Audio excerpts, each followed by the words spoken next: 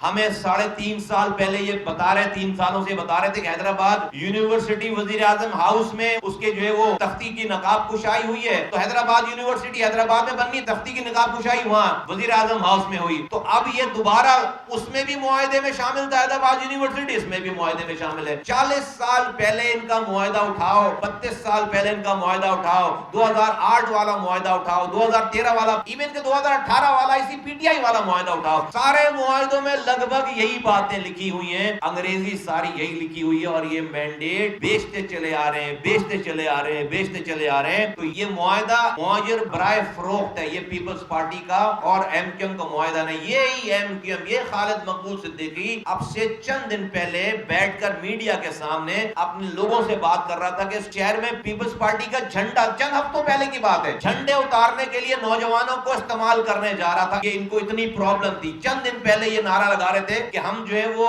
سندھ کو الگ کریں گے، 2 ٹکڑے کریں گے۔ چند دن پہلے یہ کہہ رہے تھے کہ لڑائی کرو گے، ہتھیار اٹھاؤ گے، لڑو گے، یہ نوجوانوں کا آواز لگوا رہے تھے۔ چند دن پہلے یہ کہہ رہے تھے کہ جب تک پٹو گے نہیں، جب تک تم پیٹو گے کیسے۔ چند دن پہلے یہ کہہ رہے تھے کہ اسلم کو شہید کر دیا گیا، ماں و بہنوں کی بے حرمتی کی گئی، پیپلز پارٹی جو ہے وہ فرعون ہے، ظالم ہے، یہ ہے اور وہ ہے، ساری کہانیاں آج جو ہے وہ بڑے نفیس بن کر اور بڑی چکنی چپڑی باتیں کر کر جو ہے وہ دوبارہ قوم کو بیوقوف بنانے کی کوشش کر رہے ہیں۔